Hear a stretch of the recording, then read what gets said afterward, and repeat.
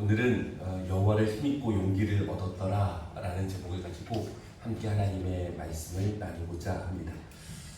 성경에서 다윗이라고 하는 인물은 목동이었지만 골리앗이라고 하는 장수를 이기고 나서 모든 국민의 사랑을 받는 국민 사랑나무로 등극하게 됨을 성경은 우리에게 소개하고 있습니다. 이게 다윗이라고 하는 사람 모든 사람들이 다 좋아하는 거죠. 근데 다윗을 좋아하는 이 모습을 보면서 좋아하지 않는 사람이 있었는데 바로 사울이라고 하는 당시 왕이었습니다. 왕이 한 사람을 향해서 미워하는 마음을 가지고 그 사람을 죽이려고 하는 마음을 갖게 되면 너무나 힘들고 어려운 거죠.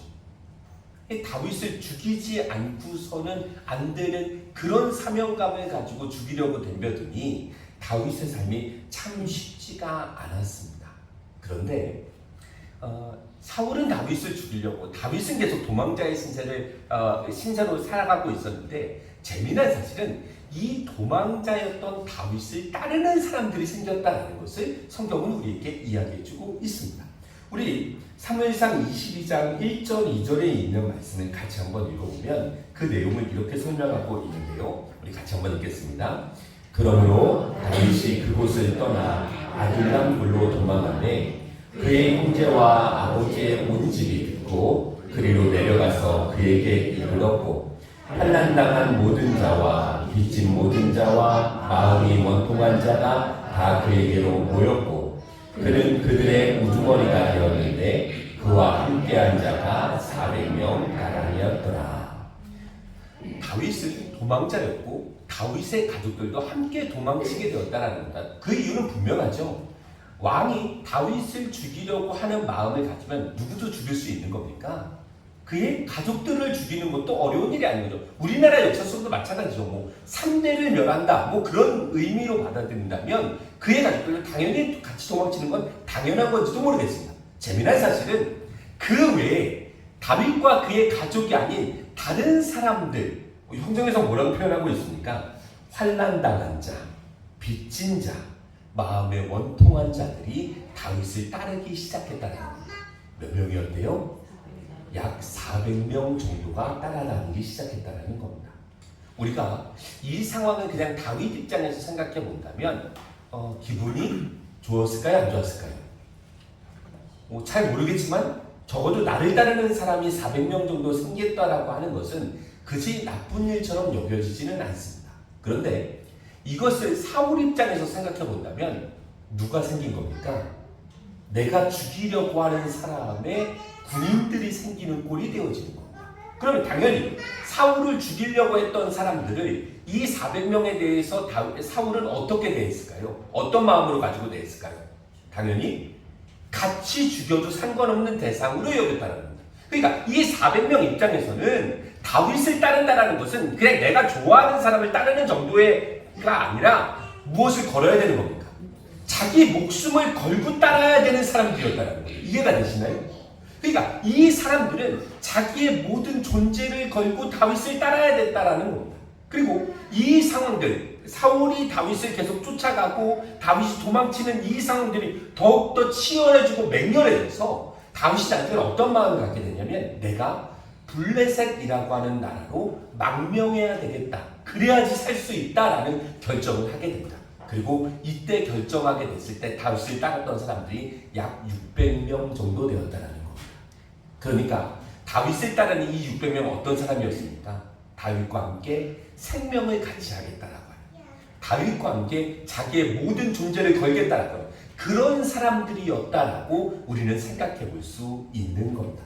사실 이런 사람들이 600명 정도 생겼다라고 하는 것은 다윗 입장에서도 좋은 일일까요? 안 좋은 일일까요? 좋은 일이죠. 성경은 거울이라고 했으니까. 하나님을 믿는 사람들은 다른 누군가에게 신뢰감을 줄 수 있어야 되는 겁니다. 다윗은 그 사람이 가지고 있는 그 존재의 가치 때문에 다윗을 따르는 사람들이 600명이나 생겼다는 겁니다. 심지어 나라도 바꾸고 망명 가는 길도 같이 동행했다라는 것을 생각해 본다면 다윗이 주는 신뢰감은 참 컸다라는 생각을 가져보게 되는 거죠. 저는 성경 거울이라고 했으니까 저는 저희 믿음의 식구들도 다른 누군가에게 신뢰감을 줄 수 있는 거룩한 믿음의 삶을 살아가시기를 주님의 이름으로 간절히 축원합니다. 우리 옆에 계신 분들 쳐다보시면서 우리 잠깐 한번 이렇게 인사하시면 좋겠습니다. 나는 옆에 계신 분들 쳐다보시면서요. 나는 당신에게 신뢰를 주고 있습니까? 자, 이제 들으셔야죠.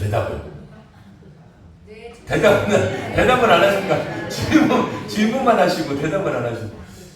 중요한 겁니다. 우리도 결국 성경은 거울이라고 했고, 하나님을 믿는 사람들이 그런 삶을 살아갔다라고 하는 것은 우리도 그런 삶에 대한 고민을 해야 되는 거죠. 내 주변에 있는 사람들에게 나라고 하는 존재는 무언가의 신뢰감을 줄 수 있는 그런 존재로 우리는 이 땅의 삶을 살아갈 수 있어야 될 것입니다. 다윗 입장에서도 참 든든했을 것 같습니다. 그리고 이 사람들은 잘 같이 가야 되겠다라는 생각을 가졌을 것 같습니다. 망명한 다윗은 블레셋 아기스 왕 밑에서 생활을 하게 됩니다. 이게 누군가의 밑으로 들어가고 누군가의 신하가 되었다라고 하는 것은 좋은 일이기도 하지만 굉장히 곤란한 일이기도 합니다. 왕이 명령하면 가야 되는 것이고, 왕이 전쟁하자 그러면 전쟁해야 되는 겁니다. 다윗을 따르는 사람들도 블레셋 왕 아기스 밑으로 들어갔다라고 하는 것은 아기스가 보내는 곳에 가서 전쟁도 해야 되고 시키는 일도 해야 되는 그런 상황이 되었다는 것을 전제하고 있는 거죠. 아기스 왕이 전쟁에 같이 나갔다가 이 다윗과 그의 군사들을 되돌려보내는 그 과정 속에 오늘 본문 말씀이 시작되게 되는데요. 전쟁에 나갔다가 돌아왔을 때 아주 엄청난 일이 일어났다는 것을 성경은 우리에게 소개하고 있습니다. 우리 30장 1절부터 4절까지 있는 말씀을 우리 이어서 같이 한번 읽겠습니다. 함께 읽겠습니다. 다윗과 그의 사람들이 사흘 만에 시글락에 이를 때에 아말렉 사람들이 이미 네겝과 시글락을 침노하였는데 그들이 시글락을 쳐서 불사르고 거기에 있는 젊거나 늙은 여자들은 한 사람도 죽이지 아니하고 다 사로잡아 끌고 자기 길을 갔더라. 다윗과 그와 이르러 본즉 성읍이 불탔고 자기의 아내와 자녀들이 사로잡혔는지라. 다윗과 그와 함께하는 백성이 울 기력이 없도록 소리를 높여 울었더라. 다윗이 시글락이라고 하는 곳에서 살고 있었는데요. 전쟁에 나갔다 돌아왔던 그 3일이라고 하는 기간 동안 벌어진 일이었죠. 어떤 일들이 있었습니까? 아말렉 사람들이 쳐들어와서 다윗이 살고 있던 성읍을 불살라버렸고 그 성읍에 살고 있는 모든 사람들이 다 포로로 잡아가는 과정을 우리에게 소개하고 있는 겁니다. 근데 우리는 이 말씀을 읽어가면서 침노한 나라가 어떤 나라였다고요? 아말렉 민족이었다는 겁니다. 이 아말렉 민족은 성경에서 좀 자주 등장하고 있는데요.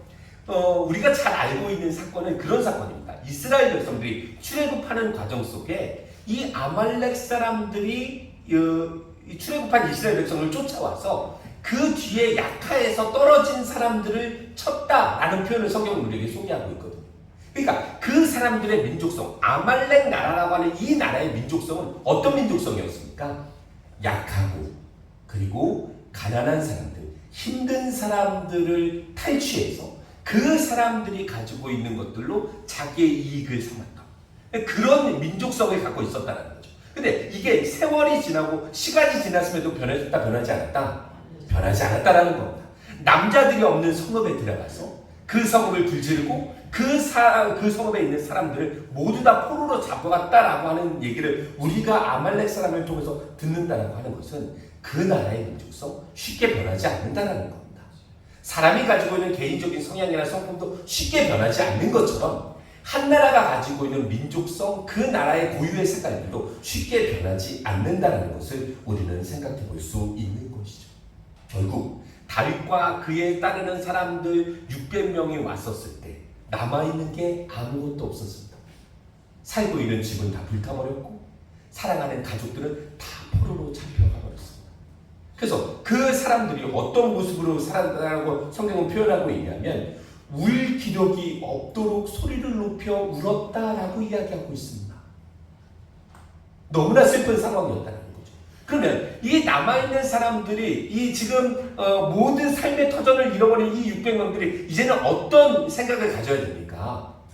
우리가 아말렉을 찾아가서 빨리 포로를 찾아와야 되겠다. 이 생각을 갖는 게 그냥 보편적인 생각 아니겠습니까?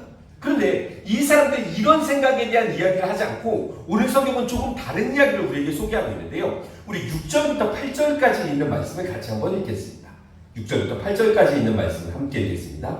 백성들이 자녀들 때문에 마음이 슬퍼서 다윗을 돌로 치자 하니 다윗이 크게 다급하였으나 그의 하나님 여호와를 힘입고 용기를 얻었더라. 다윗이 아히멜렉의 아들 제사장 아비아달에게 이르되 원하건대 에봇을 내게로 가져오라. 아비아달이 에봇을 다윗에게로 가져가매 다윗이 여호와께 묻자와 이르되 내가 이 군대를 추격하면 따라잡겠나이까 하니 여호와께서 그에게 이르러 하시되 그를 쫓아가라. 내가 반드시 따라잡고 도로 찾으리라. 뭐라고 이야기합니까? 그 남아있는 사람들이 너무 슬퍼서 뭐 하려고 했다고요? 다윗을 돌로 치자라는 이야기를 만들어냈다라는 겁니다. 이건 굉장히 중요한 내용이죠. 사실 이 600명이 다윗이 돈 주고 사온 사람들이 아니지 않습니까? 용병들이 아니지 않습니까? 어떤 사람들이었습니까? 이 600명은 자신의 존재를 내려놓고 자신의 나라도 포기하고 자신의 가족들과 함께 다윗과 함께 목숨 걸고 살겠다라고 했던 사람들이 이 600명이었다는 거죠. 그런데 이 600명은 사실은 다윗 안에서도 신뢰하는 마음이 있었다는 거죠.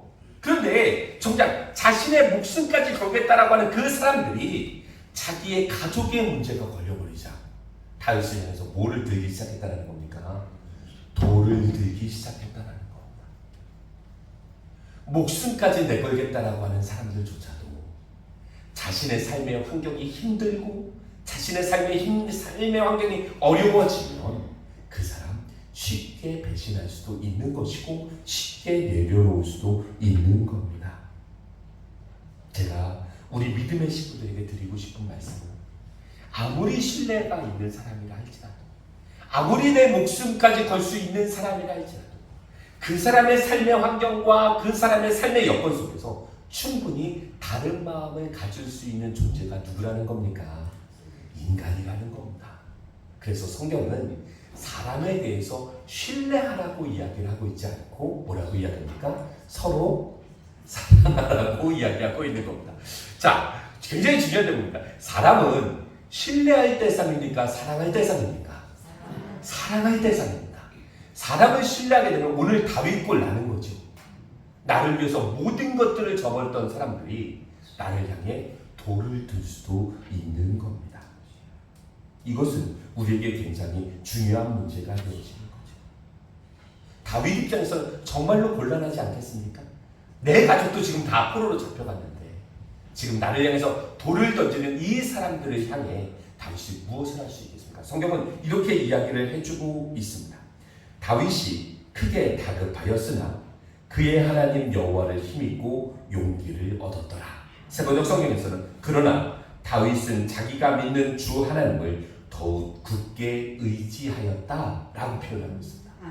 그러니까 다윗의 입장에서는 삶의 환경이 힘들고 삶의 환경이 어려우면 하나님을 내려놓는 것이 아니라 뭐 어떤 신앙의 모습을 가졌다는 겁니까? 하나님을 더 의지하는 방법으로 이 땅의 삶을 살아갔다는 겁니다. 저는 저희 믿음의 식구들이 이런 믿음의 모습을 가지고 이 땅의 삶을 살아가시기를 주님의 이름으로 간절히 축원합니다. 내 삶의 자리 속에 힘든 일들이 있을 때가 있습니까? 없습니까? 있어요. 어려운 일들이 있을 때가 있습니까? 없습니까? 있어요. 근데 힘들고 어려울 때 신앙인이 가져야 될 신앙의 모습은 다른 방법이 아니라는 거죠. 누구를 더 의지하는 겁니까? 하나님을 더 의지하는 방법으로 그 어려움들을 이겨내야 된다라고 우리에게 소개하고 있는 겁니다. 적어도 우리를 향해서 우리가 아무리 힘들고 어렵다고 해도 우리를 죽이려고 돌을 던지는 사람들은 없지 않습니까? 그럼 적어도 우리의 삶의 모습은 누구보다 좀 나은 겁니까? 다윗보다 좀 나은 거 아닙니까? 지금 내 삶이 힘들고 어렵지만 다른 누군가가 나를 향해서 죽이려고 돌을 짚는 사람들은 없지 않습니까? 그러면 우리의 신앙의 모습도 역시 마찬가지죠. 내 삶의 모습이 조금 힘들고 조금 어려울 수는 있지만 우리의 신앙의 관점은 바뀌면 안 되는 거죠. 하나님을 향한 그 신앙의 관점은 우리들 가운데 포기해서는 안 되는 겁니다. 그것이 신앙인이 가져야 될 신앙의 모습이 되어지는 겁니다. 힘들고 어려울수록 우리는 더 하나님을 의지하게 되어지는 겁니다. 저를 한번 따라해 보실까요? 삶이 어려울수록 주를 더욱 의지합니다. 다시 한번요. 삶이 어려울수록 주를 더욱 의지합니다. 그것이 신앙인들이 가져야 될 신앙의 모습이 되어지는 겁니다. 이제 다윗이 다시 하나님께 묻는 거죠. 그럼 어떻게 해야 되겠습니까? 하나님 뭐래요? 따라잡으라는 거예요. 반드시 너의 포로들을 다시 데리고 올 수 있다라고 이야기해주고 있는 것이죠. 이제 다윗은 600명을 데리고 또 다시 전장으로 출발하게 되어집니다. 안타까운 사실은 그 600명 중에 체력이 좋은 사람들만 있었을까요? 체력이 좀 나쁜 사람들도 있었을까요? 좀 쉬운 얘기를 말씀을 드리면 우리가 여기 다 같이 예배를 드리고 있습니다. 우리 중에 다 체력이 좋을까요? 아닙니다. 누구는 체력이 좀 안 좋으신 분들도 있고 누구는 체력이 좋으신 분들도 있는 겁니다. 마찬가지죠. 600명이 다 전쟁을 하겠다라고 나갔지만 다 좋은 상태는 아니었다는 겁니다. 그 중에 몇 명이 낙오를 하게 되냐면 200명이 낙오를 하게 되어집니다. 그리고 다윗은 400명의 군사를 데리고서 아말렉과 전쟁을 하게 되는 거죠. 이겼을까요? 졌을까요? 너무 당연한 질문에 대해서는 대답을 잘 안 하실 수도 있는데 이겼을까요? 졌을까요? 이겼습니다. 그리고 다윗이 빼앗겼던 모든 전리품들도 다 찾아오게 되고 모든 포로들도 다시 다 데려오게 되어집니다. 재밌는 사실은 제가 오늘 우리 믿음의 식구들과 나누면서 마지막으로 나누고 싶은 이야기는 그 400명이 전쟁에서 힘들게 전쟁을 마치고 돌아왔을 때 200명이 나와서 환영해 주는 겁니다. 그러면 이 400명이 이 200명에 대해서 어떤 태도를 가질까요? 너희들 힘들었어. 어쩔 수 없지. 그런 태도를 가졌어요. 아무리 힘들어도 같이 갔어야 되는 거 아니야? 1번 너그럽게 대했다. 2번 강경하게 대했다. 어떤 방법을 택했을까요? 이 400명이. 이 사람들은 사실 우리가 지금까지 살펴본 바에 의하면 이 600명의 관계성도 사실은 보통 관계성은 아니죠. 내 생명을 걸고 내 나라를 포기하고 같이 다윗과 함께 한마음 한뜻으로 우리가 한번 뭔가 만들어 봐야 되겠다라고 망명한 사람들 아닙니까? 그러면 좀 이해해 줄 만도 한데 조금 이 사람을 너그럽게 봐줄 만도 한데 그 200명에 대해서 400명이 어떤 생각을 가졌냐면 이런 생각을 가졌다라는 것이 성경에 적어있다. 우리 22절부터 25절까지 있는 말씀을 같이 읽겠습니다. 함께 읽겠습니다. 다윗과 함께 갔던 자들 가운데 악한 자와 불량배들이 다 이르되 그들이 우리와 함께 가지 아니하였은즉 우리가 도로 찾은 물건은 무엇이든지 그들에게 주지 말고 각자의 처자원을만 데리고 떠나가게 하라 하는지라. 다윗이 이르되 나의 형제들아 여호와께서 우리를 보호하시고 우리를 치러 온 군대를 우리 손에 넘기셨은즉 그가 우리에게 주신 것을 너희가 이같이 못하리라.